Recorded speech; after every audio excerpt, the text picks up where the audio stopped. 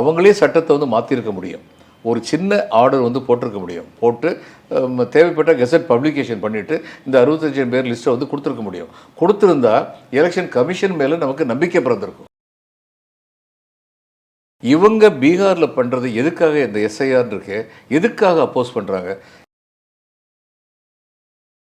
இப்போ அவங்க என்ன சொல்கிறாங்க, 1,00,000 பேருக்கு மேலே இது இருந்தது, போலி வாக்காளர் இருந்ததுன்னு சொல்லுங்க, லிஸ்ட்டை கொடுங்க பார்ப்போம். இந்த லிஸ்ட்டை கொடுக்குறது எளிதான காரியம் இல்லை. ஏன்னா இப்போ இதெல்லாம் வந்து இவங்க ஒரு பிராண்டி கடையிலையோ ஒரு மதுக்கடையில் வந்து 40 பேர் 50 பேர் வந்து பிளேஸ் ஆஃப் ரெசிடென்ஸ் இதுதான் அப்படின்னு சொல்லி அவங்களுக்கு வந்து வாக்குரிமை கொடுத்துருக்காங்கன்னு சொல்லியிருக்காரு. இதையெல்லாம் ஏன் தேர்தல் ஆணையம் விசாரிக்க மாட்டேங்குது? தப்பாக இருக்கிறத வந்து இவர் சொல்லிட்டாருன்னா, பிரமாண பத்திரம் சொல்லி கொடுத்தாருன்னா இவர் மேலே வந்து குற்றவியல் நடவடிக்கை எடுக்க முடியும். யாரை போய் நம்புறது, எங்கே போய் நிற்கிறது அப்படிங்கிற நிலைமையில் வந்து நாட்டு மக்கள் இருக்கக்கூடாது.